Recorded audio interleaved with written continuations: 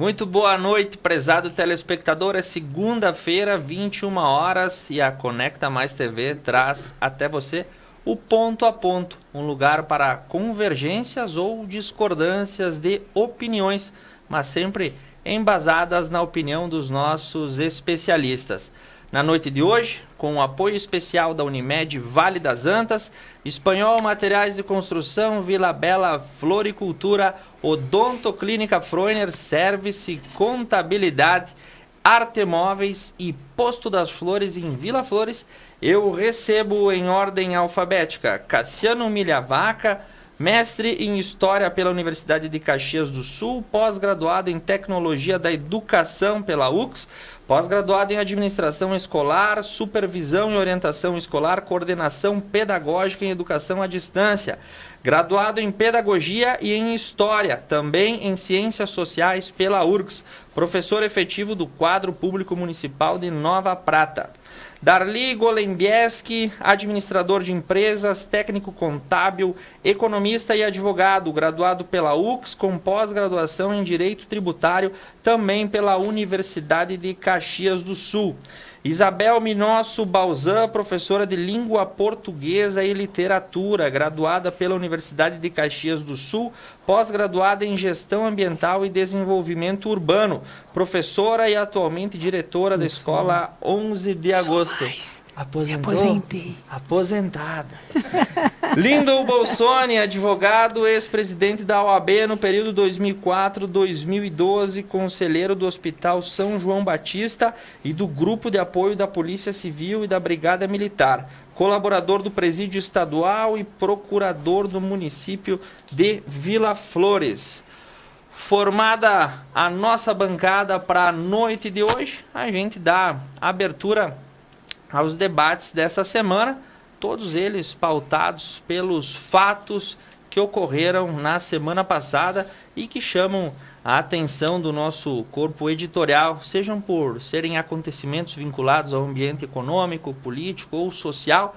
São questões que aparecem nos noticiários e muitas vezes você em casa, lendo, não sabe qual a opinião. A gente traz para a nossa arena de discussão e a partir daqui você leva a sua própria conclusão. E para a gente começar, um fato que chama a atenção. O Fundo Monetário Internacional anuncia que vai fechar o seu escritório no Brasil. O famoso FMI, que foi muito contestado nos anos 90, foi parceiro nos anos 2000, emprestou dinheiro ao governo brasileiro e a muitas das repúblicas sul-americanas, anunciou o fechamento do seu escritório de representação no Brasil. E segundo o ministro da Economia, Paulo Guedes, abre aspas, vou dizer com delicadeza que nós estamos dispensando o FMI. Eles estão aqui há bastante tempo e havia bastante desequilíbrio. Pode passear lá fora em um evento feito junto à Fiesp. E essa sigla que muita gente não conhece, mas é o Fundo Monetário Internacional. Na opinião da nossa bancada, ele é um agente de desenvolvimento e a saída do Brasil acaba sendo boa ou prejudicial para o nosso plano de desenvolvimento econômico.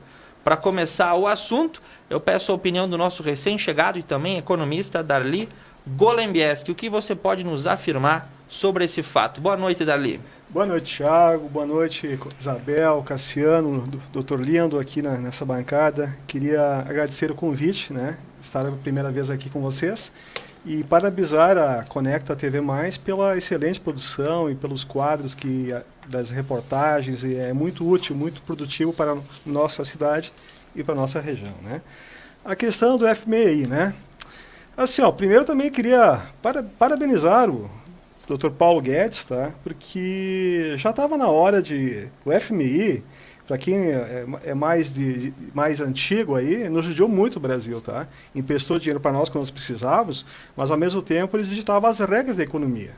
Então, foram anos de inflação muito alta, muito difícil, Acabava o dinheiro do governo e o governo se obrigava a tomar do FMI.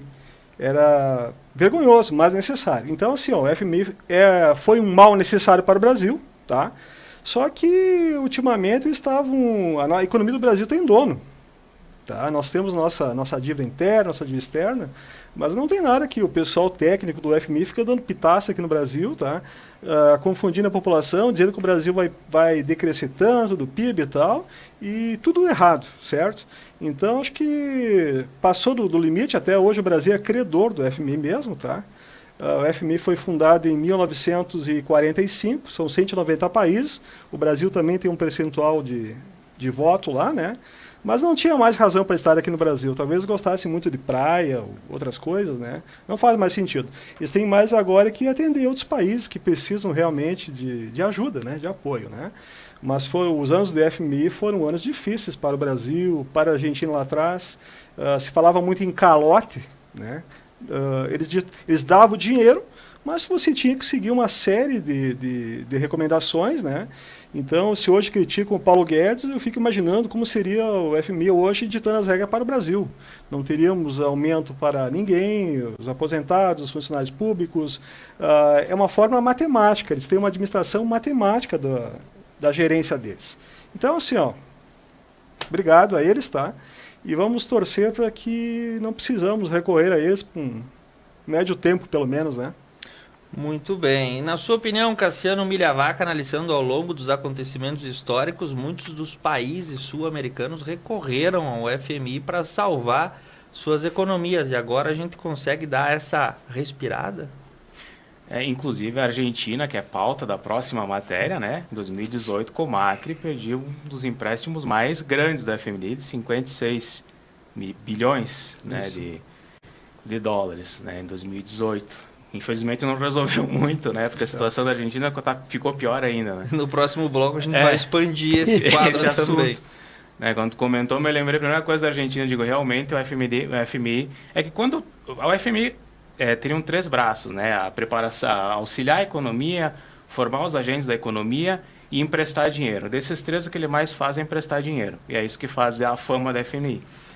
Quando você pega emprestado um dinheiro da FMI, vem junto a cartilha, como tu tinha comentado, né? Exato. E essa cartilha, ela dita a regra econômica do país, né?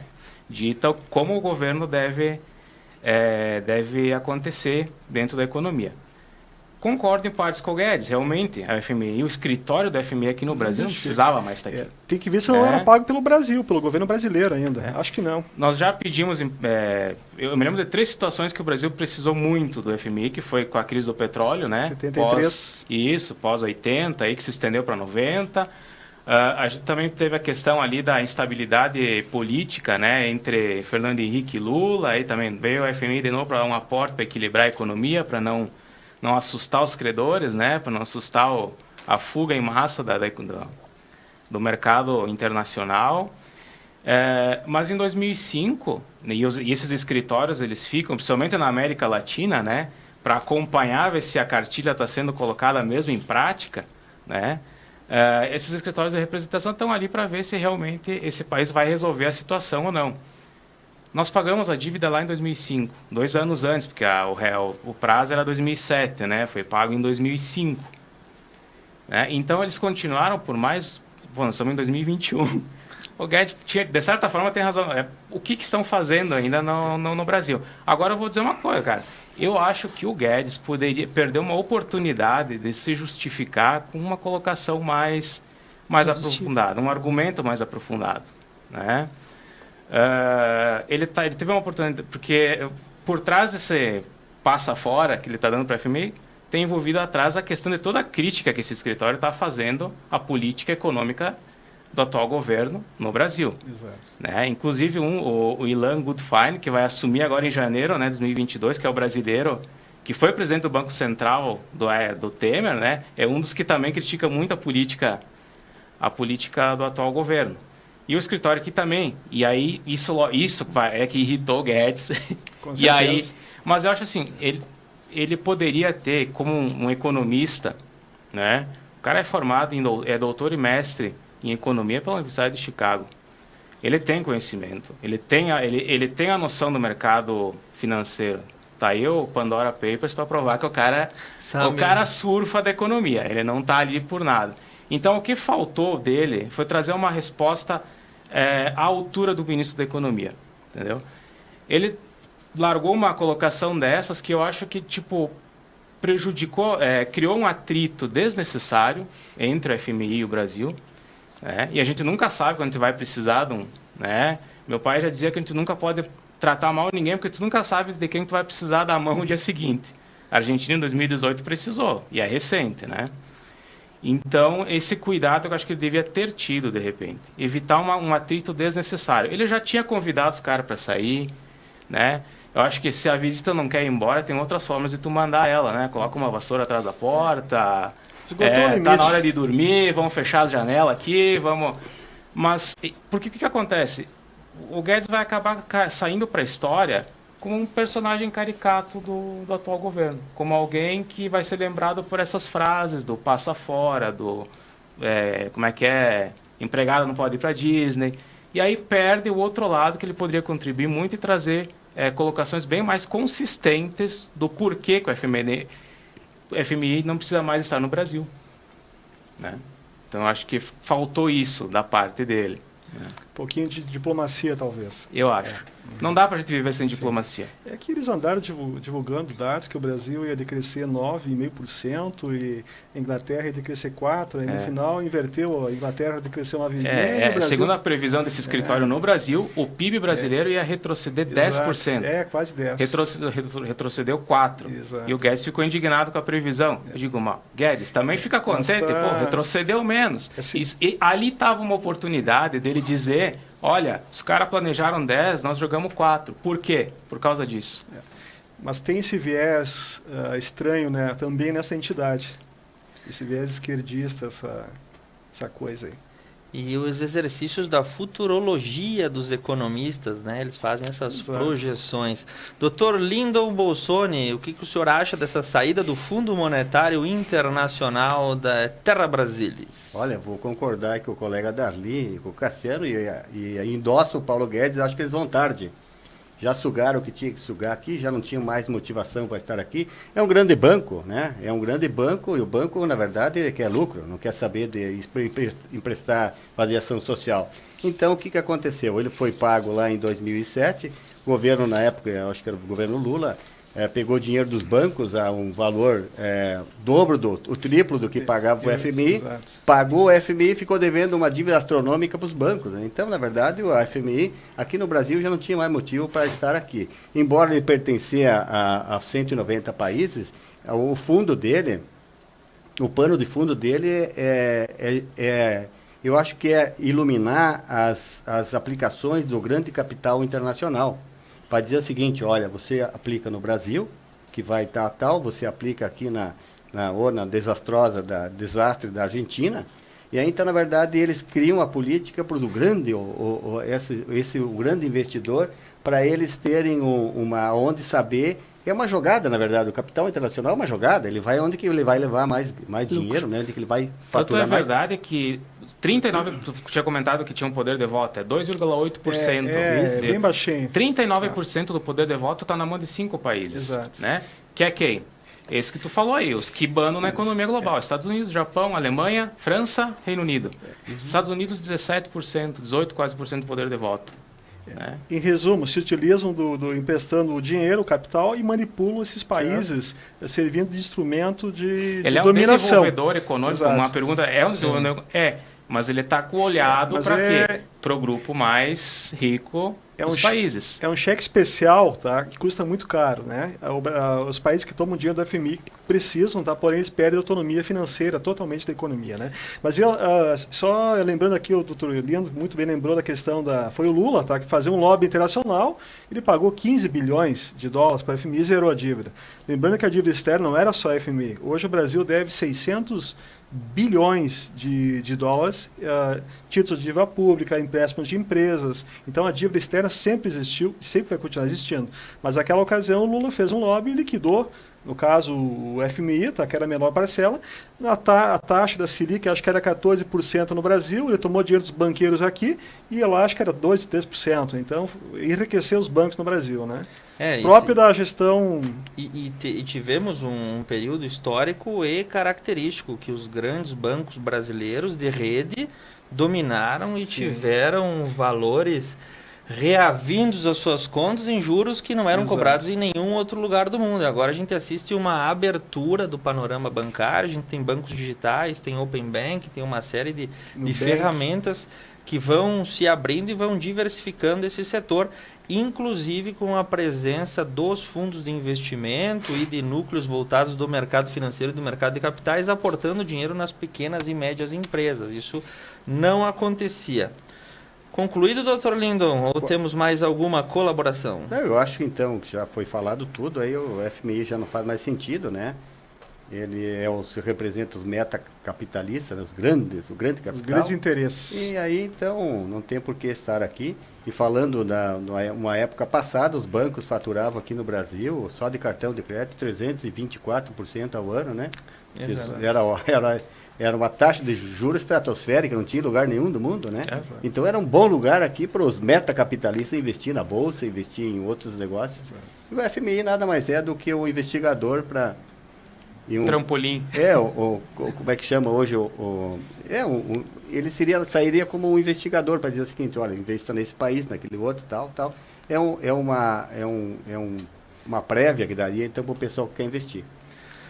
Professor Isabel, na década de 90, eu vou me recordar, na escola 11 de agosto, a gente tinha aquelas panfletagens em época de eleição que a gente tinha, e os grandes vilões para os alunos lá do ensino fundamental eram duas coisas, a dívida externa e o FMI, o que nós no colégio sabíamos que fazia mal ao Brasil. E a reforma agrária.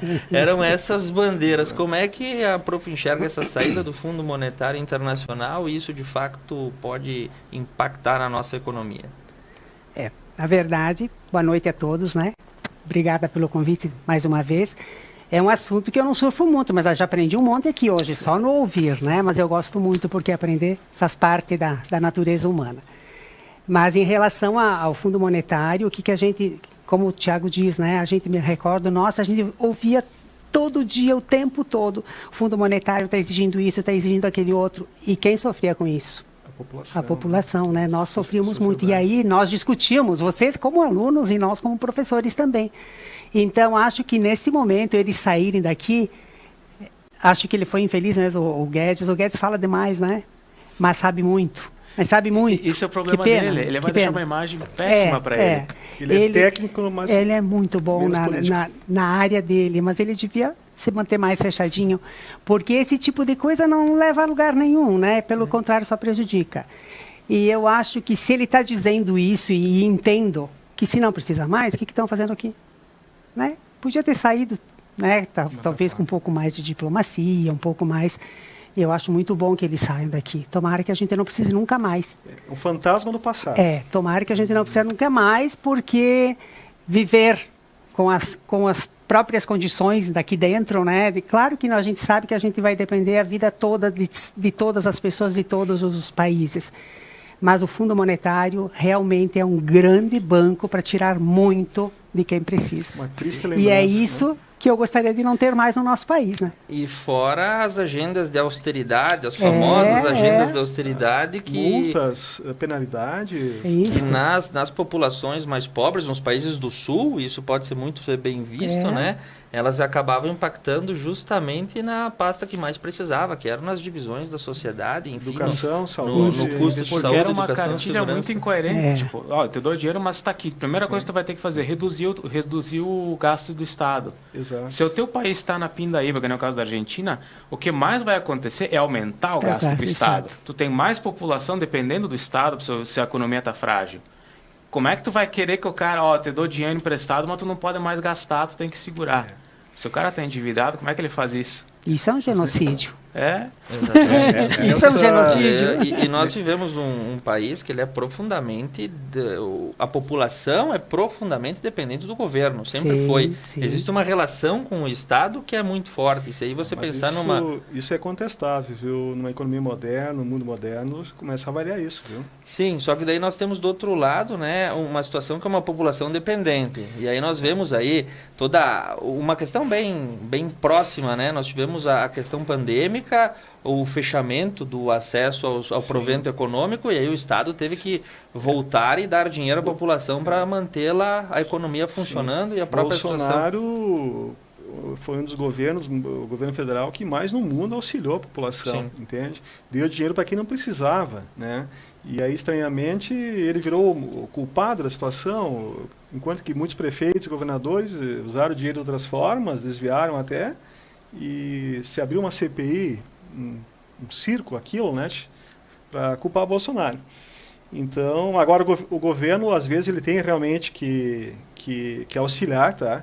Mas isso tem que ser um auxílio temporário, né? Temporário. Tipo, agora o Auxílio Brasil tornou definitivo, né? Um valor que isso representa muitos bilhões. O governo, ele não cria dinheiro, ele só arrecada e repassa, né? E tudo que o governo dá somos nós que pagamos nossos impostos. Isso tem que ter um equilíbrio entre investimento. Mas numa situação crítica, realmente só tem a recorrer ao governo mesmo. Um sintoma de saúde financeira de um país é quanto menos pessoas dependem do Estado. Exato. E não por uma política de exclusão. Lógico que se a população está nesse... Há algo a se fazer.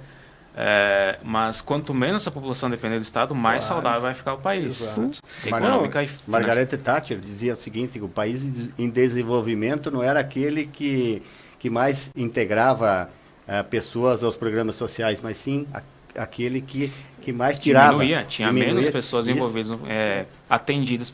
Mas para ser atendido tem que ter um mínimo a infraestrutura, né? de infraestrutura econômica, um mínimo de estabilidade econômica, mais planos de Estado a longo prazo para pensar a economia. Estou falando economia aqui, né? Correto. Acima do que eu imagino, para poder desenvolver de forma mais não igualitária, mas equilibrada a sociedade. Sim, porque o governo não consegue dar o que ele não tem. Sim. Tanto é que quando realmente não tem mais dinheiro, ele se obriga a pegar lá fora, né? Emite títulos, ou pede para a FMI também, às vezes, né? E o governo só repassa. Tipo o Bolsonaro, até falando em economia, né? A ajuda foi tanto, a injeção de dinheiro na economia foi tanta, tá? Que se comenta que é uma das causas da inflação, inclusive, tá? Nós temos a inflação interna e a inflação externa que veio para o Brasil, certo? O mundo todo está esse ciclo inflacionário, né? Mas injetou muito dinheiro na economia e aí baixou o juro. Na minha opinião, baixou muito rápido até. O pessoal saiu às compras, né? Sim. E o resultado está aí, né?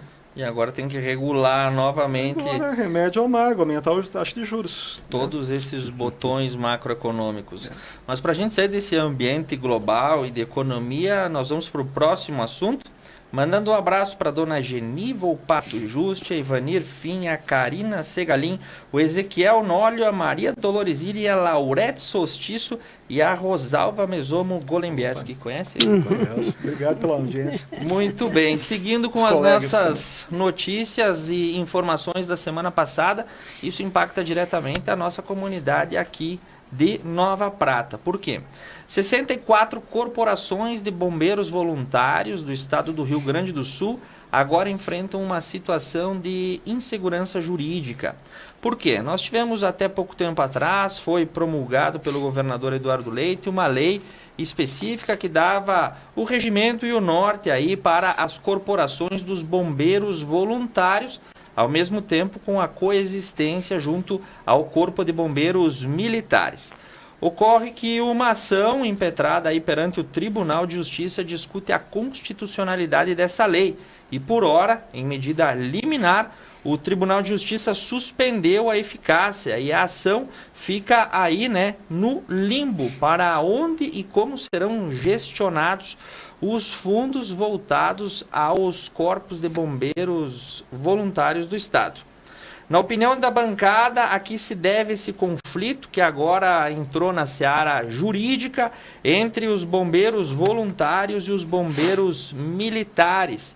E como fica a população no meio desse conflito institucional? Dr. Lindon Bolsoni, que conhece a nossa corporação, um abraço também para todos os bombeiros voluntários de Nova Prata, a primeira corporação do Estado, fundada em 1976, que também se encontra nessa mesma situação das outras 63 corporações do Estado. Muito bem. O que nós temos aí? Então, a Constituição Federal, ela não prevê o bombeiro civil. Tá? Nem a Constituição Federal, nem a Constituição do Estado do Rio Grande do Sul. Em 2009, foi criada uma lei criando a profissão do bombeiro civil. 2009, né? Criando, então, a profissão do bombeiro civil. Então, o que acontece? Embora essa lei aí, última, que está objeto do nosso debate aí, tenha sido muito bem redigida, ela teve um vício de origem. Pelos bombeiros constarem na Constituição Estadual, ele devia ser em vez de ser uma lei complementar, como de fato foi aprovada, a assessoria jurídica da Assembleia acho que se equivocou, ela partiu da Assembleia Legislativa, essa lei, quando deveria ter partido do Poder Executivo, porque pertence a ele. O Corpo de Bombeiros pertence ao Executivo. Então, aí um erro de origem, né, devia ter vindo do Poder Executivo. Acho, então, que, em virtude da repercussão, porque acho que vão corrigir, a ação essa entrou da constitucionalidade da lei, foi o Ministério Público, a pedido dos bombeiros, né, bombeiro militar.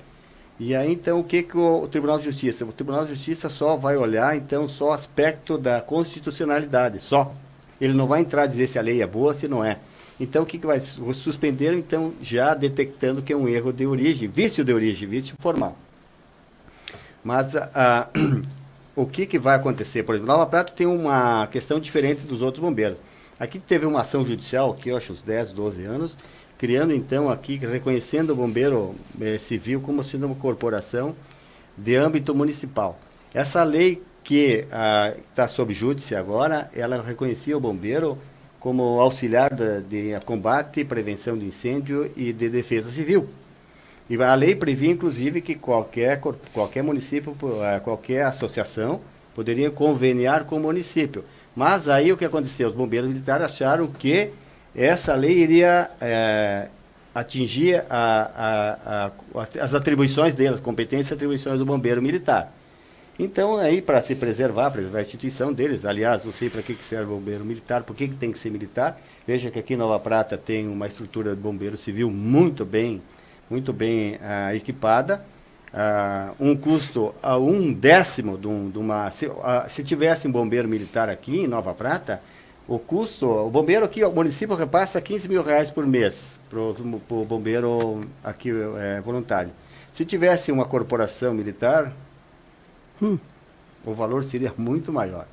Então, eu acho que de âmbito, o bombeiro, fogo, incêndio, isso aí tem que ser de âmbito municipal, não tem por que o Estado se meter. Onde o Estado faz, com algumas exceções, claro, deixa a desejar. O Estado, na verdade, eu defendo, sou municipalista, acho que tinha que ter na Constituição a União e os municípios. O Estado tinha que sumir do ente federado, não serve para nada. Tudo que tem que fazer é muito caro, ineficiente, insuficiente, antieconômico, e etc, etc, etc.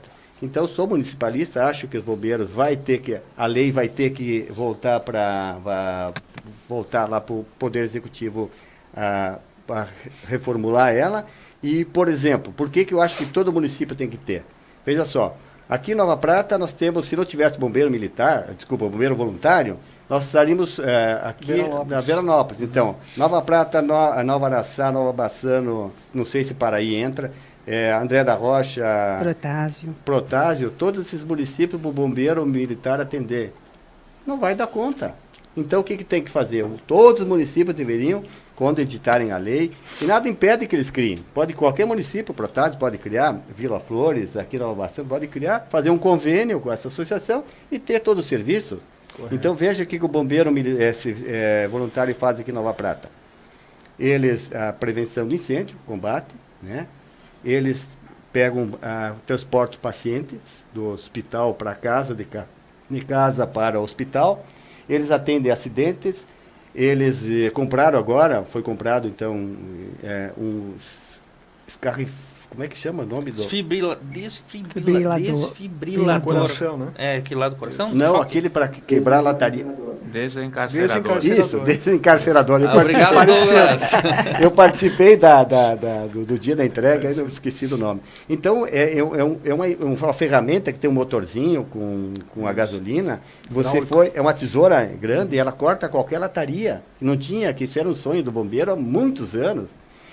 O bombeiro voluntário ganhou da Receita Federal um caminhão de muito bom uso, muito bom estado, vai ser posto uma pipa em cima, um tanque de 15 mil litros, tem os outros pequenos que são só 5 mil litros, e temos aí um problema que tem que trazer à tona aqui, que não tem hidrante em Nova Prata, tem um que outro que tem e não funciona, né? Sim. Então temos esse problema, mas eles prestam um serviço maravilhoso. O Júlio Estela, que é o presidente, é voluntário. O Queco, o proprietário da... Como é que é o nome da empresa dele? Quecos Mangueira, de alguma coisa assim, é voluntário há mais de 20 anos. Então é um trabalho bacana, tem que incentivar esse voluntariado aí, né? Esse pessoal, o Barato também, né? Toda a equipe. Então eu acho o seguinte, acredito que pela pressão e pela ênfase do tema, o governador vai ter que enviar uma PEC, proposta de emenda constitucional, para prever, então, um inciso de que dos bombeiros civil ali, para poder depois conveniar com os municípios, cada município vai fazer o seu. E os bombeiros militares, eles é uma corporação relativamente jovem na ordem do Estado, porque eles eram anteriormente vinculados à Brigada Militar. O Corpo de Bombeiros estava vinculado à Brigada Militar. E houve aí uma cisão e se separou os bombeiros militares da Brigada Militar. E a gente tem essas circunstâncias diferentes. Professora Isabel Balzan, o que você acha dessa situação que nós temos envolvendo o Corpo de Bombeiros no Estado? Gostaria de salientar, antes de qualquer coisa, que vivi a época, eu era uma meninota, e inclusive um dos meus irmãos trabalhou na confecção do primeiro caminhão lá na CE, né? Falecido Raimundo, querido que Deus o tenha, com muito amor, com aquele esmero, aquela coisa assim, desejando que Nova Prata tivesse alguma coisa que viesse em benefício da comunidade. Mas começou com a CE. Tinha o Lima, enfim, eu sei que porque ele trabalhava dentro da, né, então a gente conversava muito sobre isso, então eles tinham uma paixão tão grande por aquilo, e o que me deixa muito indignada é que todo esse esforço que a comunidade faz, inclusive dos bombeiros, deveria ser do Estado, né? Sim. Percebem que tudo que acontece, olha em Nova Prata, as coisas boas que acontecem, que são vinculadas ao Estado, não funcionam, a não ser que nós tomemos a frente. E aqui foi o caso dos bombeiros. Então, assim, se não pode, tem que mudar a Constituição. Nós temos que municipalizar, fazer alguma coisa assim. Não pode deixar nesse vai e não vai, porque nós realmente dependemos deles. Né? Nós não conseguimos tirar um alvará aqui. Nós precisamos de Veranópolis, na verdade. Então, assim, PPCI, eu me recordo, a gente fez treinamento com o Barato, muitas vezes lá na escola, sai por aqui, sai por ali, né? Ensina a usar extintor, toda aquela coisa assim. Então, aplausos 1000 para os bombeiros voluntários e também para os outros bombeiros, que também não são reconhecidos como deveriam. Uma profissão que deveria ser, acima de tudo, reconhecida por toda a comunidade. E eu quero dizer que isso faz muito mal. Se a gente perder, quantas vezes, particularmente, nós precisamos do pessoal dos bombeiros para ir buscar os nossos familiares, para pegar alguma coisa, sabe? Então, assim, nós seremos muito prejudicados. Nós precisamos que haja realmente muita força para os voluntários e que isso tenha força de lei para que a gente possa fazer tudo aqui, de preferência. Porque depender dos outros, olha, se nós precisarmos de caminhão que vem lá de Veranópolis, uma casa pegando fogo, gente. Um acidente. Num acidente. São questões de minutos que acabam sendo decisivos. Não dá, né? né? Até porque o caminhão é muito lento, toda aquela coisa assim. Então, a gente precisa ter um outro entendimento, a gente precisa que as coisas sejam mais ágeis, e isso o bombeiro voluntário faz. Sempre fez. Muito bem, obrigada. E acho que merece mais apoio da municipalidade, inclusive. Mais apoio da municipalidade. Não sei como é que está hoje, mas eu sei que teve períodos tristes aí de relacionamento, né? Então, acho que o município tem que amar os bombeiros voluntários, sabe? E amarrar, né? Para que eles possam trabalhar bem. Professor Cassiano, qual a sua opinião sobre essa? Na verdade, é uma questão de insegurança jurídica, né? Existe a corporação, existe o serviço, mas no fundo da lei agora a gente está nesse mareado, né, doutor Lindo? Uma neblina pela frente. Tiago, mas veja assim, eu estava pensando aqui até da Boate Kiss. Sim. Olha como é importante que a gente tenha alguém que vá fazer a vistoria, que seja assim alguém presente na comunidade. E no caso da Boate Kiss, a vistoria foi feita pelos bombeiros do estado e o responsável pela corporação, se eu não me engano, ele prestou ele foi testemunha Foi, no último júri, Comandante, mas ele né? também foi condenado por um processo de fraude processual vinculado ao inquérito, toda a situação. Porque realmente cabe a eles, né? Existiu aí um impasse bastante complicado e processos vinculados muito estranho esse resultado. A isso tudo, né? Mas isso é um outro caso sim, também. Mas eu quero dizer da segurança, né? Tô falando eu aqui me recordo de episódios que aconteciam muito antes da Boate Kiss, né? Sim. Isso nos anos 2000, que houve uma época em que o PPCI, não se sabia quem que tinha que dar o PPCI aqui para Nova Prata. E aí nós tínhamos uma famosa casa noturna, na época que eu era jovem e frequentava. Vai ter festa que era o antigo Moinho do Rock, né? Vai ter festa no Moinho do Rock. Até as 3 horas da tarde tinha festa. E aí às 4 horas da tarde o Maicon, que hoje ocupa a bancada do Hora Bolas, que era o DJ, avisando todo mundo por SMS ou por ligação que a festa tinha sido cancelada porque não tinha o laudo do bombeiro militar. Então tinham essas situações que eu me lembro que causavam essas confusões. E é mais ou menos... Tinha disputa entre o militar e o bombeiro. Mas essas coisas não podem acontecer, né? Tinha que ser assim, ou planejadas, vocês fazem isso, eu faço aquele outro, ou passa tudo para o município. Esse tipo de coisa tem que ser mais pontual. Aí as coisas funcionam mais. O problema do corporativismo, né? Tu tá cuidando do teu assado e tu não tá se dando conta que, na verdade, o teu trabalho ele é muito mais grande do que o teu umbigo. É verdade. Isso aí.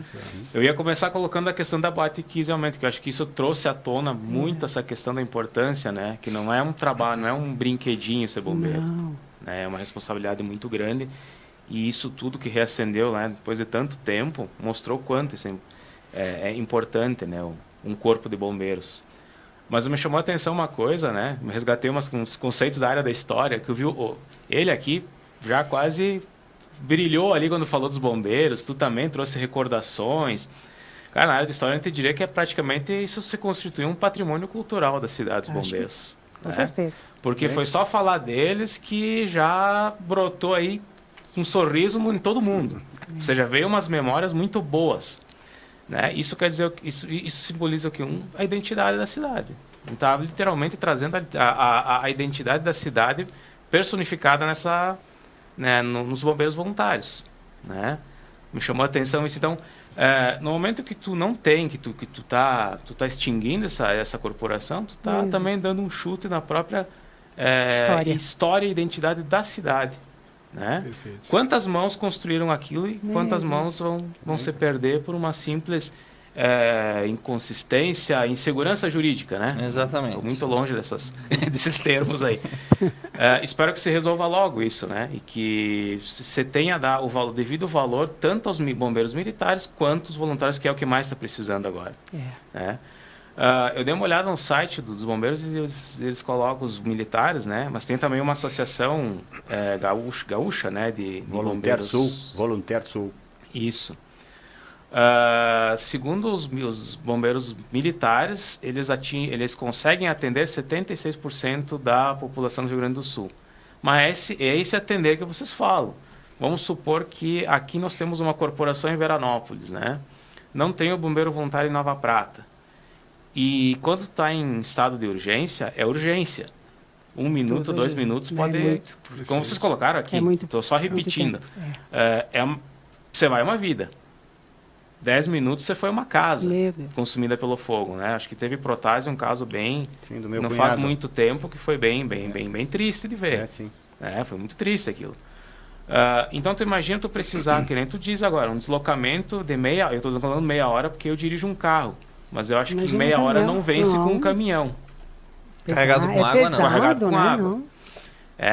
Então, tu acaba criando um sistema ineficiente, né, que está preocupado em se autoproteger.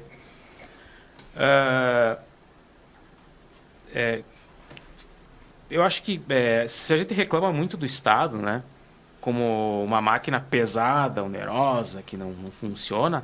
Um dos caminhos, eu acho que é fundamental, é isso que acontece com os bombeiros voluntários, por exemplo.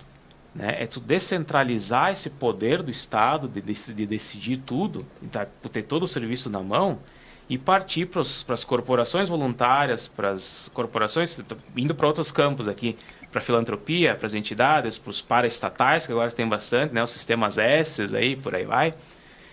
Esses órgãos podem colaborar muito para que o Estado seja menos pesado, seja menos ineficiente.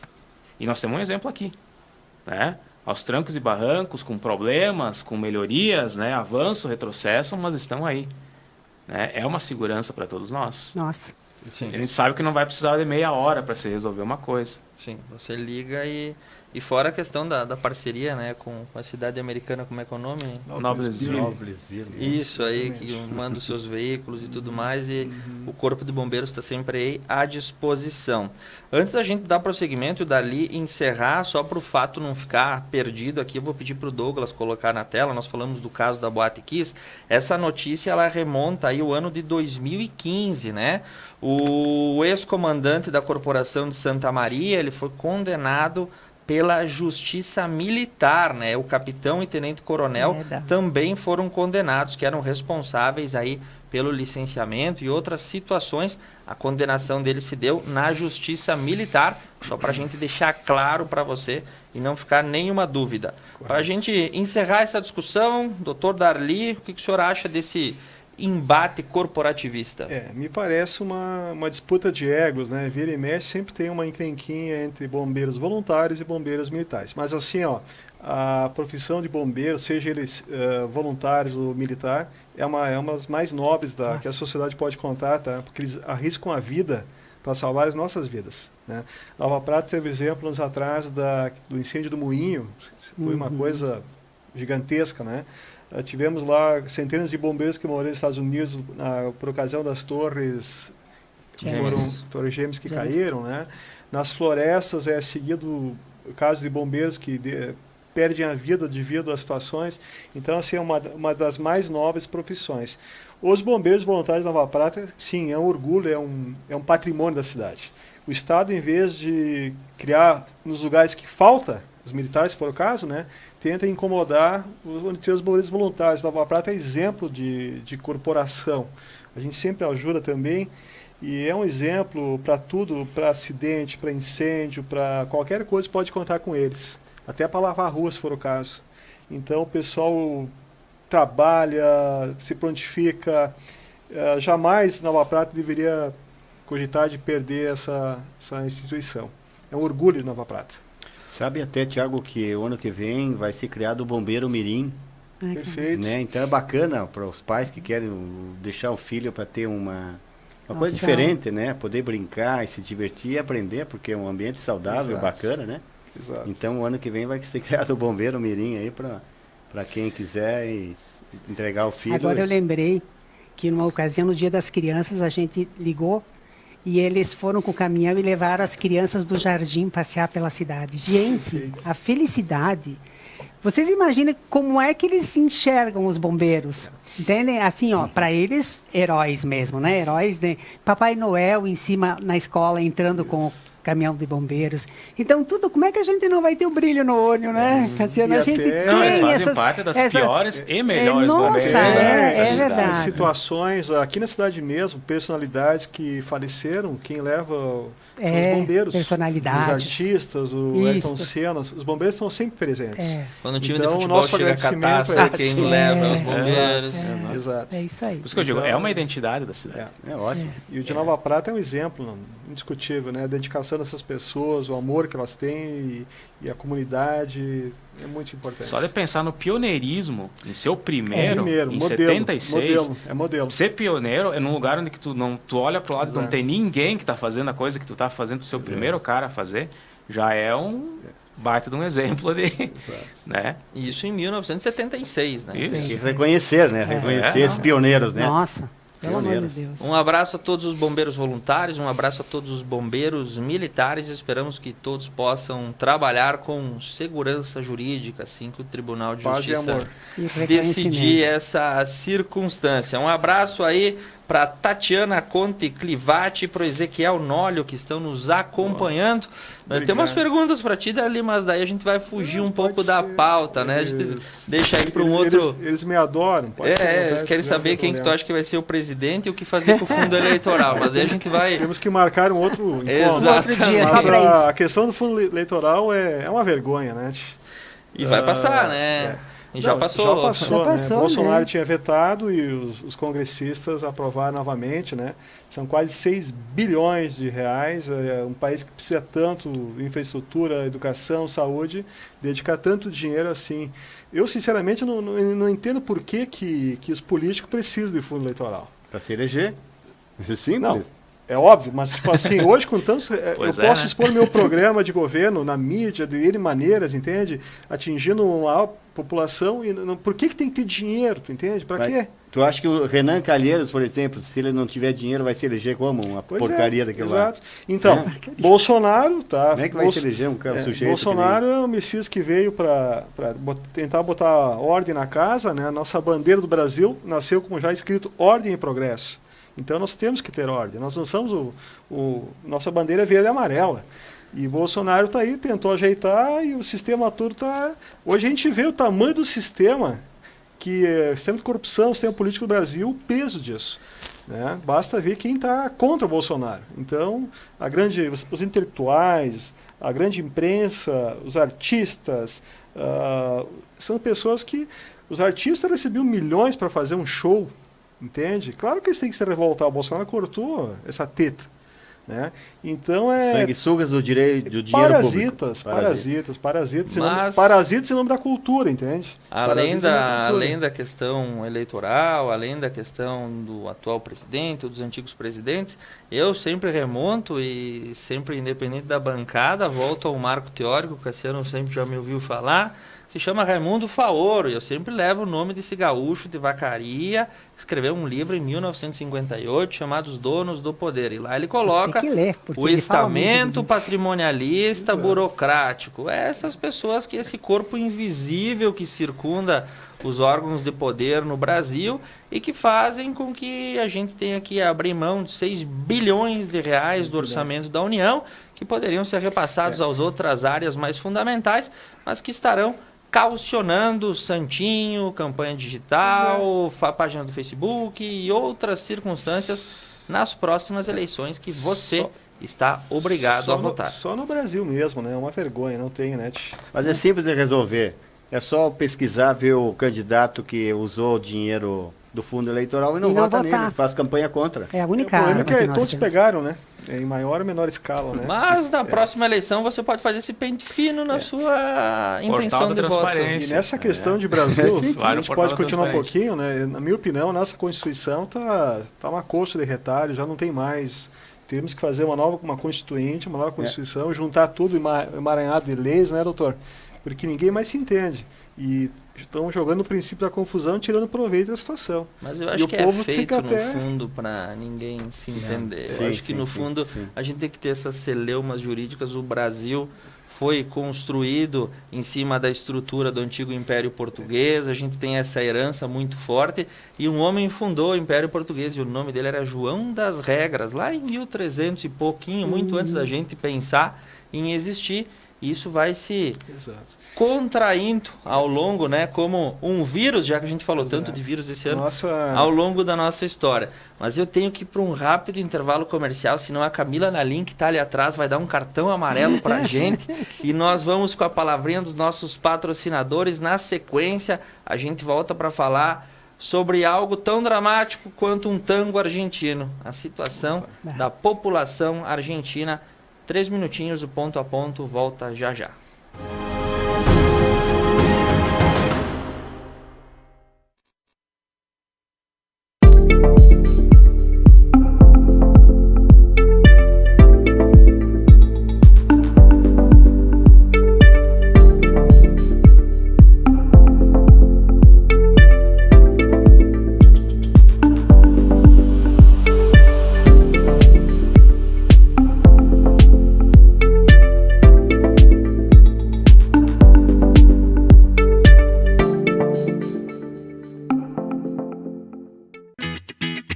O sonho, a revitalização, precisam ter qualidade e beleza dos produtos do Espanhol Materiais e Construção.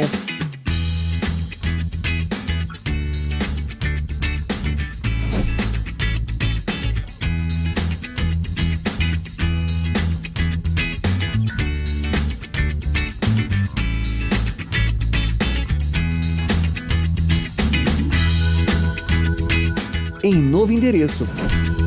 Um local pensado e organizado para melhor atender. Espanhol Materiais e Construção.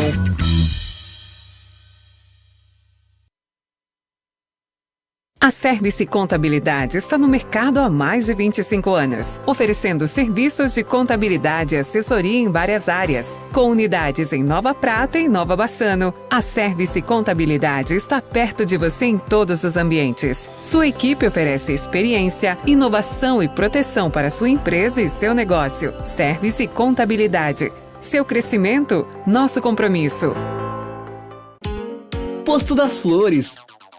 Na RST 470 em Vila Flores, você encontra todos os serviços essenciais para o seu veículo, como troca de óleo, borracharia, lavagem, além de todas as quartas e sábados ter um preço especial na gasolina. Conta também com uma conveniência completa para você. Posto das Flores. O que é ter saúde para você? Ter energia para aproveitar a vida do seu jeito? Se equilibrando entre alguns imprevistos e grandes alegrias? A gente acredita que essa seja uma boa receita. Afinal, manter a felicidade é um hábito saudável. E sobre cuidar de saúde, a gente entende. Somos a Unimed. Músicas, convidados e bom humor. Benite, toda quinta na Conecta Mais.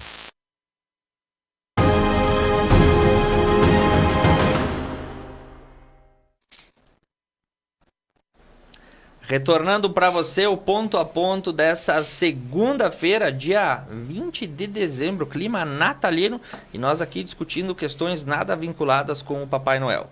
E com o apoio de Unimed, Vale das Antas, Espanhol, Materiais de Construção, Vila Bela, Floricultura, Odonto Freuner, Service Contabilidade, Posto das Flores e Arte Móveis, nós vamos para o nosso segundo bloco. E um tema que até parece uma tristeza de um tango de Gardel na Argentina, mas é realidade. Saques em cargas de veículos são cenas corriqueiras que a gente acompanha aqui no Brasil e nos países da América Latina e nos países mais pobres e menos desenvolvidos. É aquela questão, né, que acontece um acidente, o caminhão está carregado com alguma coisa, a população, por um estado de necessidade ou de oportunidade, acaba saqueando a carga. Mas o que aconteceu na Argentina na semana passada foi um pouco além desse limite, né?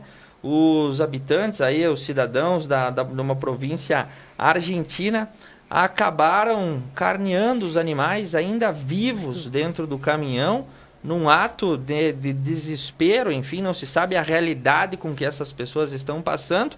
E esse fato chama a atenção para a gente abrir esse segundo bloco com a situação econômica, social e política da Argentina. Na década de 30, praticamente 90 anos atrás, os europeus tinham um ditado que diziam: esse sujeito é tão rico quanto um argentino, porque os pampas castelhanos eram donos aí de uma prosperidade sem igual no mundo inteiro. Um século depois, os hermanos chafurdam numa crise econômica sem fim e agora a população, muitas delas sem acesso às condições mínimas de sobrevivência, acabam trazendo à tona na internet, que tudo viraliza, cenas como essas. E a pergunta para a bancada é: a que se deve essa crise perpétua que mergulharam os argentinos? E se existe uma luz no fim do túnel para os hermanos? Professor Cassiano, que estuda a história da América Latina, como é que enxerga a situação argentina no século XXI? Pois é, não dá para acreditar que aí, há 100 anos atrás existia realmente, principalmente na Europa, né, esse jargão tão rico quanto um argentino. Não dá para acreditar, né? Mas a coisa começou a degringolar mesmo a partir de 1930, né? Uma associação de fatores. Lógico, o que a gente ouve muito é os últimos 40 anos. Mas os últimos 40 anos é o que a vaca foi pro brejo realmente e não se teve mais o que fazer. Mas essa crise, ela é de 100 anos, ela é muito longa, né? E ela é resultado de uma sucessão de governos, né, que imprimiram uma economia com ciclos muito curtos, né? Nada de projeções, nada de ciclos longos, 8, 10, 15 anos de mudanças muito abruptas dentro da economia, né? Quem é da área econômica aí me corrija se eu não estou, né? E isso, para uma economia nacional, tu arrebentar com ela, né? Qual é o resultado disso? É uma Argentina em que o dólar vale muito mais do que o peso argentino. 107 pesos argentinos dá $1. Um peso argentino não, 56 centavos dá um peso argentino de real, né? Da nossa moeda.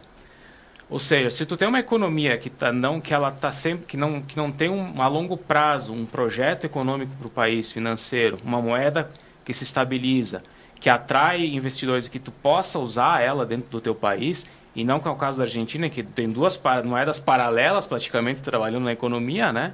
Sendo que o dólar é muito mais em destaque, muito mais importante, tem muito mais peso, é ele que dita a regra, ele que dita a economia dentro da Argentina, né?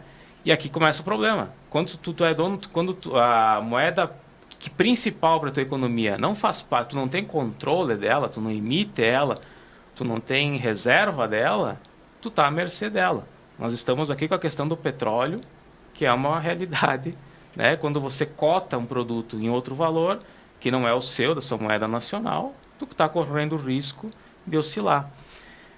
Então, quando tu não tem, né, o caso da Argentina, isso que eu não entendo de economia, estou surfando a esmo, analisando o lado social da Argentina. Mas se você tu não tem uma política de Estado, e sim uma política de governo, com ciclos curtos, em que você vai oscilando protecionismo exagerado, para depois você abrir o mercado para o mercado internacional, tu vai deixando a tua economia aos frangalhos, vai afastando investimentos, vai enfraquecendo a tua moeda, né? E o resultado hoje é esse. Eu tinha comentado antes que a Argentina tinha pego 57 bilhões, né, da FMI em 2018 com o Macri, né? Mas infelizmente com a pandemia em 2020 colocou mais várias pás de terra em cima da Argentina e não resolveu para nada, né? Nem a austeridade da cartilha do FMI que nós tínhamos discutido antes foi possível implantar, porque hoje são 22 milhões de pessoas na Argentina dependendo de programas sociais. 45%, isso é um dado do site lá do Ministério da Economia argentino. 45% das pessoas na Argentina vivem na linha da vivem na pobreza. E aí, como é que tu visualiza uma luz no fim do túnel, como essa é a pergunta lançada agora, quando você faz... Eu estou fazendo um recorte aqui para a gurizada. Vamos trazer um discurso aqui meio demagogo, mas não é demagogo, né, de que a juventude é o futuro do país. Então, vamos começar por aí. 60%, se tu fizer um recorte só da juventude abaixo de 18 anos, esses 45% vai para 60%. São 60% dos jovens na linha da pobreza. A cada 10 argentinos, 6 estão sofrendo de insegurança alimentar, a dificuldade de acesso à cultura, dificuldade de acesso à educação e tudo mais o que vem no pacote junto com a tragédia econômica, né? Perfeito. Que impera dentro desse grande capital. Então, como a gente tinha colocado antes, se o sucesso do Estado é quanto menos pessoas dependerem do serviço da assistência social, como é que tu almeja um futuro onde a tua juventude, 60% dela, já vai chegar com tanta carência, né, que tu não vai ter a quem recorrer ali dentro, né? Então, o que vai acontecer? A gente está vivendo uma bola de neve. Ela está tentando sair de uma crise, mas ela está caindo cada vez mais nela, né? Está se enredando cada vez mais a economia dela por causa dessa questão do dólar, né? Ela está cada vez mais aos frangalhos, uma casca de ovo ali, né? É uma pequena batidinha e desmancha, né? A única diferença, no nosso caso, agora estou fazendo um comparativo com o Brasil, né? Nós não estamos igual aos seres humanos pelo simples fato de que Primeiro que nós estamos mais equilibrados na nossa balança comercial, né? O nosso, em 2020, aqui o superávit foi de 56 bilhões, né? E a Argentina foi 12 bilhões. Tudo bem, guardando as proporções dos países, ainda assim é muito pequeno. Aí como é que tu espera um país que precisa tanto do dólar, trazer dólar, se o superávit dele é minúsculo? Não consegue trazer essa exportação para dentro do país. Se tu comparar, um dado que eu achei bem interessante também, fizer uma relação PIB, dívida ativa do país, né? O montante se tu tivesse que despender todo o teu PIB para dar conta da tua dívida nacional, né? O Brasil precisaria de 89%, a Argentina precisaria de 107%. Ou seja, a dívida argentina é maior que o tamanho da economia argentina. Nossa. Perfeito. Então, não tem como é que tu visualiza uma luz do fim no túnel. E é uma realidade que ela acontece em toda a América Latina. Nós temos a Venezuela, que já não é mais pauta das notícias, mas ela está muito pior que a Argentina, né? E a Argentina, por exemplo, vai fazer... Como é que tu vai resolver esse problema? Se tu vai precisar cada vez mais de um Estado que resolva o problema da população, aumentar a carga tributária, ela junto com o Brasil, ela tem uma das maiores cargas tributárias, é empatado, né? Em relação, acho que é 38%, uma coisa assim, igualitária. Então não tem como é que tu vai aumentar mais, tu também não tem da onde espremer do próprio povo argentino, né? Então são situações assim que eu não sei o que esperar. Eu não sei o que esperar, porque os resultados são muito tristes. Vai pedir ajuda para o FMI, que era o Salvador, né? Que era a poupança salvadora. Eles pediram ajuda em 2018 com o Macri. E aí veio uma pandemia, terminou com eles de novo. E antes disso já tinham declarado moratória, com efeito político e tal, né? Isso aí é...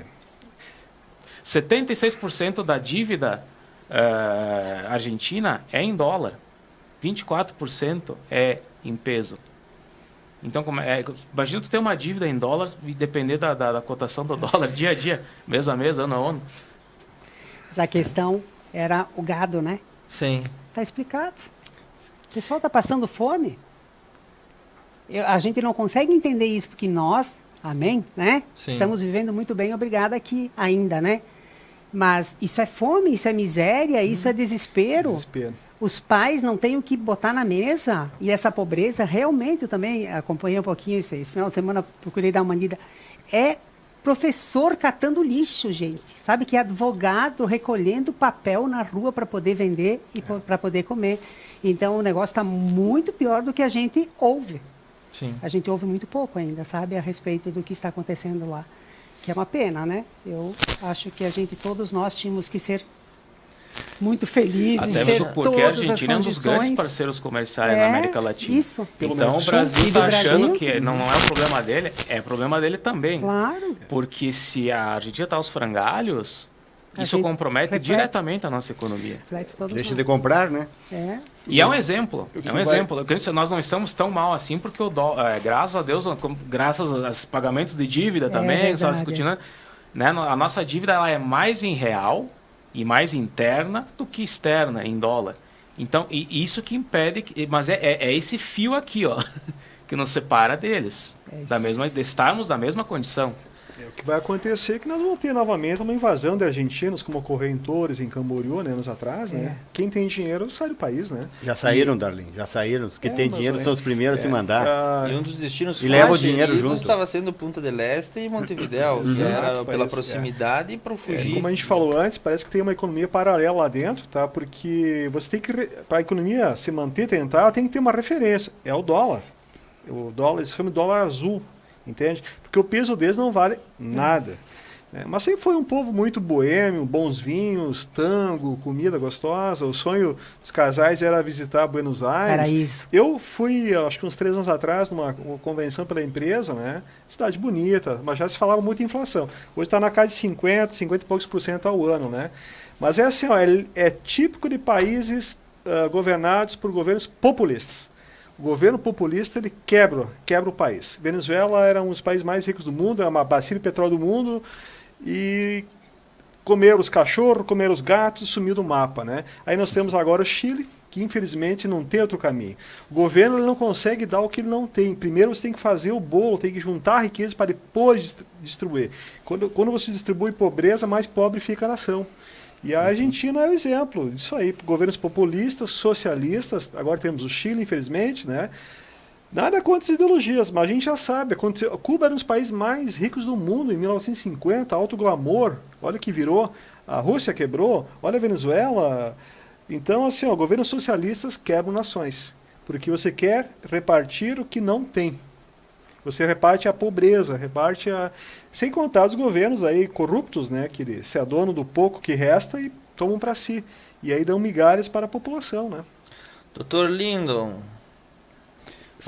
ser brasileiro é muito bom comparado a ser argentino, né? Nota 10. Hoje nós estamos por cima, graças a esse último governo aí, porque se dependesse do anterior, nós estaríamos na miséria igual. Né? O Brasil estaria no lugar da Venezuela, com certeza.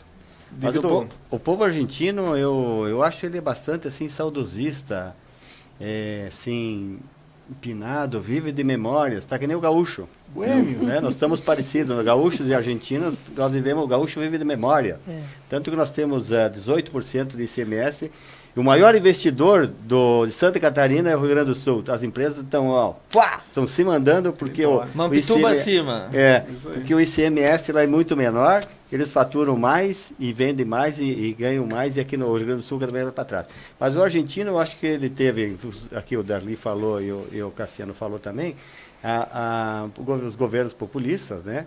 E o socialismo latino-americano, que é uma porcaria, que é criado então foi aquele foro de São Paulo pelo Lula, né? Correto. E o Fidel Castro criaram esses personagens aí, a Cristina Kirchner, veja só que coisa mais sem graça. Ela foi presa uma ocasião, né? Ela foi presa e depois o procurador que incriminou ela morreu de forma suspeita. Queda, né? de avião, alguma coisa. Tudo acaba em morte. Como aqui, né? Casos. Os aviões caem. Os aviões caem. Então, assim, eles têm uma sucessão de erros, né?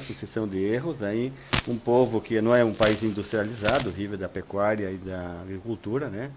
Então, em função desses governos populistas, né? Perón ficou uma eternidade no poder, com aquela onda, tinha que ser Perón. Aí depois veio esse casal aí, o desastre. E aí entra o socialismo latino-americano, que eles têm uma calculadora. Todos nós temos uma calculadora. Mas o socialista aqui da América Latina, América Latina, eles têm uma calculadora que a tecla de multiplicar está estragada. Né? Eles usam uma calculadora para dividir e para diminuir. Então é aquilo que o Darli falou. Para multiplicar não tem, então acaba tirando dos que tem, apertando, garroteando os que produzem, está gerando muito imposto para poder manter esse pessoal aí no garrote com eles. Inclusive a Argentina está cometendo os erros que o Brasil cometeu no passado, né? Por exemplo, congelamento de preços. Não resolve nada. Você vai congelar o ar, as prateleiras vazias, porque ninguém mais vai produzir nada. E lá o governo, por exemplo, é um grande produtor de soja, tá? Trigo, soja, milho. O que ele faz? Ele taxou a exportação para tentar deixar o produto lá dentro. O pessoal não planta mais. Tudo tem que ter retorno, investimento, senão ninguém... Então é um governo complicado, tá? E o problema mora ao lado. Infelizmente temos um problema que mora ao lado. Mercosul, na verdade, nunca funcionou direito, tá? E não sei o que vai acontecer, viu? O mais concreto que eu vejo do Mercosul até hoje é que nós temos as placas modelo Mercosul. A maior cooperação que deu para... Maior obra. Como é que o Bolsonaro deixou passar isso? Mas tudo bem. Encerrando esse bloco, mandando um abraço para o Osmar Bernardino de Sapucaia do Sul, o Vinícius Dallagnol, o Jamir Moraes, a Melissa Mioto, que não concorda muito com a bancada de hoje, mas o Ponto a Ponto tem essas circunstâncias, né? Nossas bancadas são sazonais e a cadeira sempre está aberta a quem quiser participar. Nós vamos para um breve intervalo comercial. Na sequência, a gente volta para falar sobre o fenômeno do último final de semana. Ronaldo Fenômeno compra o Cruzeiro Esporte Clube em Minas Gerais e o futebol brasileiro se vê sobre uma nova perspectiva. Também conversamos sobre futebol aqui. 3 minutinhos, a gente já volta.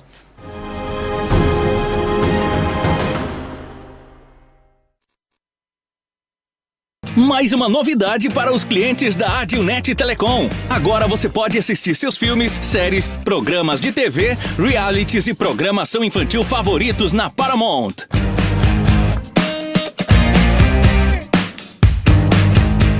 na Paramount+. Tudo isso com o melhor dos canais Nickelodeon, MTV, Comedy Central, Paramount Network e filmes e séries dos melhores estúdios. Acesse gratuitamente todo o conteúdo pelo seu smartphone, tablet ou navegador. O aplicativo está disponível no Google Play e App Store do seu smartphone ou tablet. Abra o aplicativo e clique em Iniciar. Depois, clique na opção Outras Operadoras. Na tela seguinte, selecione a Adilnet e entre com seus dados de acesso, os mesmos que usa para a central do assinante. Pronto! Mais entretenimento em um só lugar. Com programação para toda a família. É na Paramount+.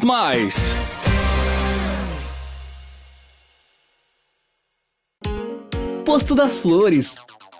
Na RST 470 em Vila Flores, você encontra todos os serviços essenciais para o seu veículo, como troca de óleo, borracharia, lavagem, além de todas as quartas e sábados ter um preço especial na gasolina. Conta também com uma conveniência completa para você. Posto das Flores. O que é ter saúde para você? Ter energia para aproveitar a vida do seu jeito? Se equilibrando entre alguns imprevistos e grandes alegrias? A gente acredita que essa seja uma boa receita. Afinal, manter a felicidade é um hábito saudável. E sobre cuidar de saúde, a gente entende. Somos a Unimed. A Service Contabilidade está no mercado há mais de 25 anos, oferecendo serviços de contabilidade e assessoria em várias áreas. Com unidades em Nova Prata e Nova Bassano, a Service Contabilidade está perto de você em todos os ambientes. Sua equipe oferece experiência, inovação e proteção para sua empresa e seu negócio. Service Contabilidade. Seu crescimento, nosso compromisso.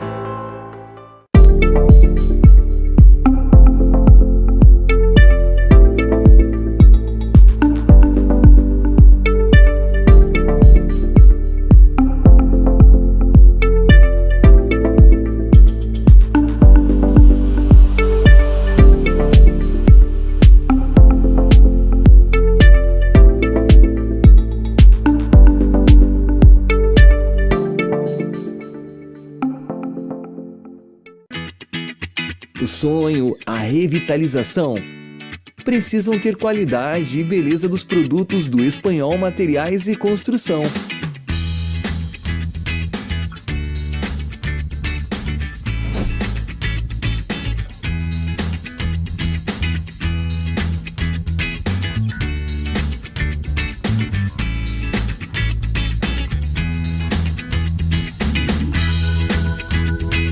Em novo endereço. Um local pensado e organizado para melhor atender. Espanhol Materiais e Construção.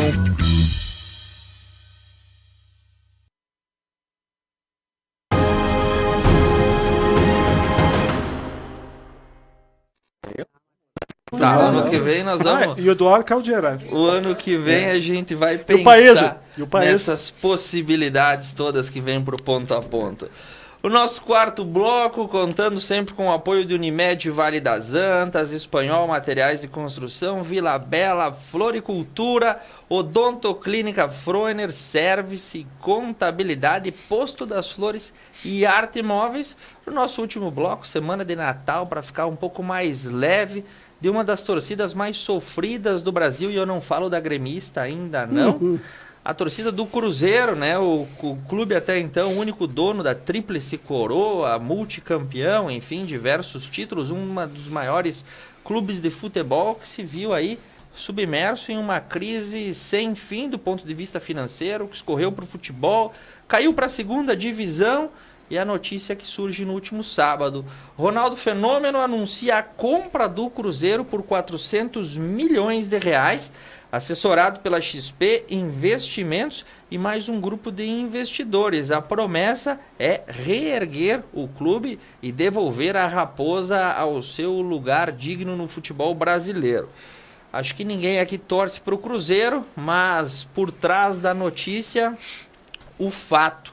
O Cruzeiro, há poucas semanas atrás, se converteu, na questão do seu enquadramento quanto à instituição, em uma sociedade anônima, E o murmurinho correu tanto pelas notícias do esporte, do futebol, quanto pelo cenário econômico. Qual era o objetivo dessa transição de caráter social, partir para uma SA? O que viria por aí? Viria uma recuperação judicial para reestruturar as dívidas e tentar alocar os credores a longo prazo? Não. A surpresa foi boa e foi anunciada sábado de meio-dia. O clube foi comprado. Será que essa é uma nova tendência para os clubes brasileiros? O que a gente pode esperar dessa paixão nacional chamada futebol? Professor Isabel Balzan, eu sei que a senhora não joga muito, mas a senhora entende dos assuntos. O que acha dessa tendência? Os nossos times, né, todos, para começar, eu acho um absurdo que eles ganham, né? Um país com pobres como nós temos também, e esses jogadores...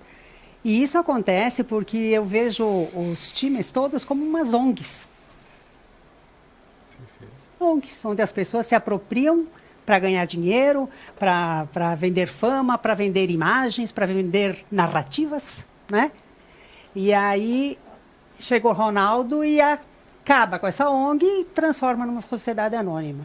Como eu sou liberal, e sou liberal na economia, isso não escondo, acho maravilhoso. E eu acho que é uma tendência mundial. E eu acho que as coisas andam no tranco quando tiverem o seu lugar definido. Porque, veja bem, todo mundo manda... Olha os escândalos dentro da FIFA. O que é isso? Então, assim, é muito dinheiro desperdiçado. E para pessoas que a gente nem sabe aonde, né, gente? Tem muito fantasma aí. Então, assim, eu acho que o Ronaldo, corajoso ele também. Claro que a gente sabe que ele quer ganhar. Até porque ele competiu com o Liverpool, né? Sim. Ele conseguiu vencer a proposta do Liverpool. E ele já faz investimentos dessa ordem, né, na Europa. Então, eu acho maravilhoso nesse sentido. Quem sabe o jogador seja avaliado e valorizado realmente de uma forma menos discrepante, como tem acontecido até hoje. Que bom para o Cruzeiro, né? Queria que fosse o Grêmio. Pois é que abre um outro capítulo, né? Você tem a paixão da torcida por aquela instituição. E quando essa tua paixão, alguém é dona dela, como é que tu reage? Não, mas a torcida foi muito bem. A torcida aplaudiu tudo que eu li a respeito. Tu diz do Grêmio? Não, é um questionamento, né? Quando alguém aplaudiu, porque quem comprou foi o Ronaldinho. Claro, se o Liverpool tivesse comprado. E aí? Aí que eu me pergunto. Aí o Liverpool é vermelho, eu decido mudar a cor do Cruzeiro para vermelho. Como é que a gente fica? Não sei. Eu sei que foi o Ronaldo, talvez seja essa... Por isso que amenizou, eu acho, um pouco. E eu gostei muito da colocação dele, claro que a gente sabe que tem interesses, mas ele tem uma trajetória que começou aí. Sim. Então, ele tem uma gratidão pelo time. Então, isso também, como a gente é muito emoção, né? Todo brasileiro, isso fez a torcida gostar muito dessa atitude. Então, eu acho que, sim, que é bom. Claro, como vocês dizem, eu prefiro que o Ronaldo tenha comprado do que outro. Que é brasileiro, tem que ficar aqui. Prefiro que seja assim. Dr. Lindon, quando uma paixão passa a ter dono e ações, como é que fica essa situação? É um subjetivismo aí que tem que ser questionado, né? Eu não sou muito entendedor do futebol, aliás, entendo muito pouco. O que eu sei é que, por exemplo, 80% dos jogadores não ganham até dois salários mínimos. Então tem essas discrepâncias aí, não sei quem paga. Contratos com técnicos que saem com multas milionárias, jogador com multas milionárias. Horrível. Então isso aí tem que ter complacência, o ativo e o passivo. Aí tu entra quase, o futebol voltou que nem a política. E tenho conversado, às vezes, em roda de outras pessoas que curtem e entendem de futebol. As pessoas estão perdendo aquela paixão, estão se dando conta que foram enganados, né? Que estão sendo enganados, né? Pela a cartolagem, a sacanagem que tem no futebol. Eu, gremista, em 2021, fui enganado. Mataram o cavalinho, né? Caxias. Fui enganado. E aí, como é que fica? Ótimo, isso é que as pessoas caírem no real e dar menos importância por uma coisa que tinha que ser o esporte de amigo do final de semana. É bacana, isso é uma interação, isso é muito bacana, né? Do bairro, da cidade, um campeonatinho bacana, isso é bacana, isso tem que fazer. Agora, esses grandes times aí, quem tem mais idade, assistiu, nem que quando criança, a Copa de 70 e as outras, o pessoal com talento, com garra, com vontade, né? com entusiasmo. 74. Isso, jogavam porque No tinham México. talento.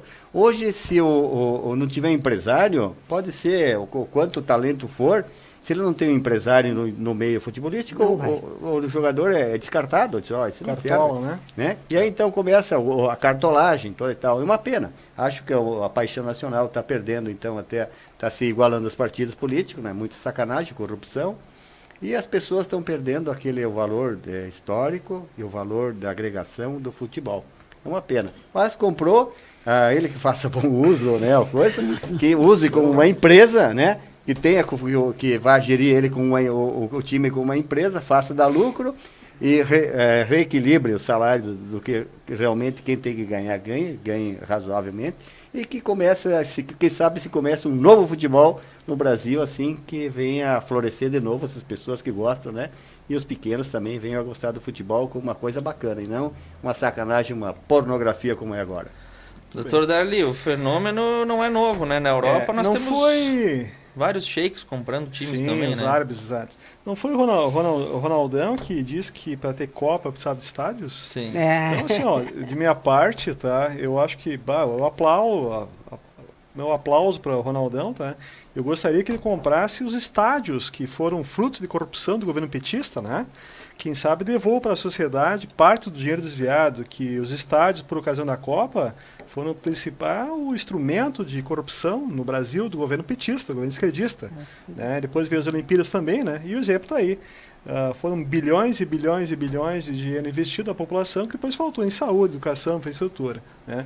Mas, de minha parte, que essa onda pegue, que mais gente compre times de futebol, tá? Inclusive o Grêmio também, porque são instrumentos de controle ideológicos, né?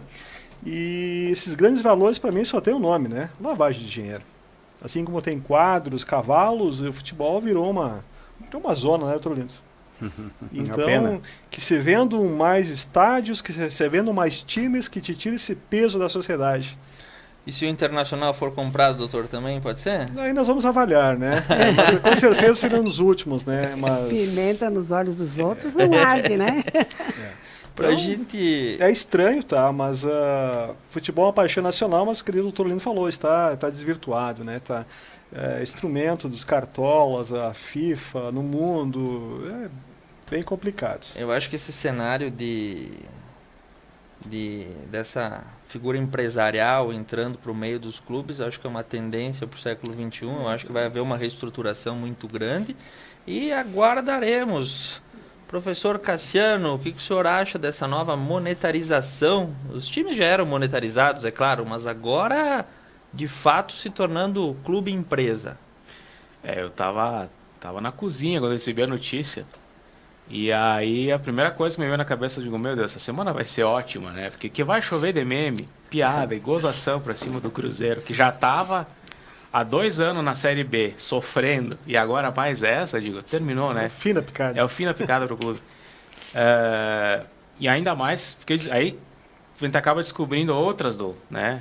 Um dos memes que eu recebi foi de que o Ronaldo, né? Já teria outros clubes, um nos Estados Unidos, que ele já faliu. Opa, isso é propósito. E o espanhol, né? Que não lembro o nome, mas que caiu para B esse ano, né? Caiu para a Série B. Então já tem aquela gozação de que cuidado Cruzeiro, né? Mas nós temos já uma experiência. Aí depois eu fui descobrir que isso foi... Porque até então a minha pergunta foi, mas futebol, clube pode ser uma sociedade anônima? E tem uma lei, né, agora, que é a famosa SAF, Sociedade Anônima Futebolística, que foi sancionada agora em agosto, que permite, né, que todos os clubes desmembrem, né, só o futebol e tornar esse futebol uma sociedade anônima, né, tanto futebol masculino e feminino. Apesar da lei ser recente, a gente tem uma experiência bem interessante já no Brasil, de 2 anos, que é o Red Bull Bragantino. Né? Dá para usar o nome, né? Sim, pode. Monetariza daqui a pouco o vídeo aí. Mas enfim, o Red Bull, me troquei. Mas enfim, o RB Bragantino, né? Ele foi um clube que nasceu em 1928, lá em Bragança Paulista. E em 2019 estava prestes a ser fechado, né? E aí o Red Bull, né, fez uma parceria com o clube, que era gerido por uma certa família de Bragança, que inclusive dá o nome ao estádio, né? Um dos personagens dessa família. E o Bragantino, tá aí o resultado dele, né? Ele saiu da B, em 2 anos saiu da B, foi para a Série A do Brasileirão, chegou numa semifinal da Sul-Americana, tá em 6º lugar no Brasileirão, vai para a Libertadores da América ano que vem, né? Era um sonho de consumo de gremistas e colorados, né? Tá nessa situação, que não é bem... então, talvez seja pode ser que dê certo, se a gente usar o modelo, um exemplo do Red Bull Bragantino, pode ser uma realidade, né? Assim como o próprio Red Bull tem lá nos Estados Unidos e na Europa também times, e nenhum daqueles times também conseguiram se estabelecer. Muitos caíram para B e muitos também não deram muito sucesso. Mas aqui no Brasil deu certo. Então, o que eu estou esperando é como é que o Cruzeiro vai começar a temporada 2022. Para ter uma ideia de como ele vai... Se ele vai sair da B ou não. Agora, se existe... Eu não sou jurista, né? Mas eu acho que se existe uma lei é porque existe demanda. Se ela nasceu em agosto desse ano, permitindo que isso seja possível, é porque outras realidades virão, né? E já teve manifestações, já teve manifestação do Vasco, né? Dizendo que vai abrir a SAF, né? A princípio internamente para o clube, mas vai abrir. O Botafogo é outro que está no banho-maria, pode também se tornar uma sociedade anônima, né? Porque a realidade da maioria dos clubes do futebol do Brasil são devedores, têm dívidas enormes. Né? Bastante. Inclusive, eu fiz uma pesquisa para ver como é que era a realidade. Vai mostrar o SPC dos times aí. O SPC dos times. E janeiro de 2021, lógico que agora não fechou ainda 2021, para ter uma perspectiva em 2022, então pode estar desatualizada um pouco essa lista. Uma segunda Procuradoria-Geral da União e dados casados ali com a CNN Esportes, né? Um dos maiores devedores, em primeiro lugar no ranking está o Corinthians, por exemplo. Né? Seguido de Cruzeiro, Botafogo, Palmeiras, São Paulo, Atlético Mineiro, que eu acho que deve ter se atualizado, porque, né, ganhou bastante, um aporte muito grande financeiro esse ano. Fluminense, Vasco da Gama, e em 9º e 10º, Grêmio e Internacional, com dívidas na casa de 300 milhões. Todos, então, praticamente. Meu Deus. Então, eu acho que esse SAF e essa ação do Cruzeiro vai ser uma tendência. Abriu as portas para uma nova fase dentro do futebol. Agora, se isso vai resolver a lavagem de dinheiro, se isso vai resolver, eu não sei. Pode aumentar. Eu acho que vai piorar. Exato. Outra coisa, até então os clubes esportivos funcionavam como associações em que, e aqui está a questão da paixão, né, porque todo mundo que era sócio de um clube tinha um poder de voto igualitário a todos os outros sócios, né, e assim se escolhiam os presidentes. Aí nós tínhamos a figura de um presidente. Com o futebol empresa, nós temos a figura de um CEO. É ele que vai. É o caso do Bragantino. Tem um presidente de honra, né, por causa da família, né? É tipo a rainha da Inglaterra, ela reina, mas não governa, mas fica para manter a tradição do clube. Sim. Literalmente. E tem um CEO que faz todo o trabalho da empresa Futebol Bragantino, né? Então essa é a grande diferença. Nós vamos ter associações esportivas em que o peso das decisões não vai ser de todos os sócios, vai ser de quem tiver mais ações, mais patrimônio dentro do clube. Voto patrimonial, né? Voto patrimonial. O Ronaldinho, por exemplo, o Ronaldo, chamando de Ronaldinho, né?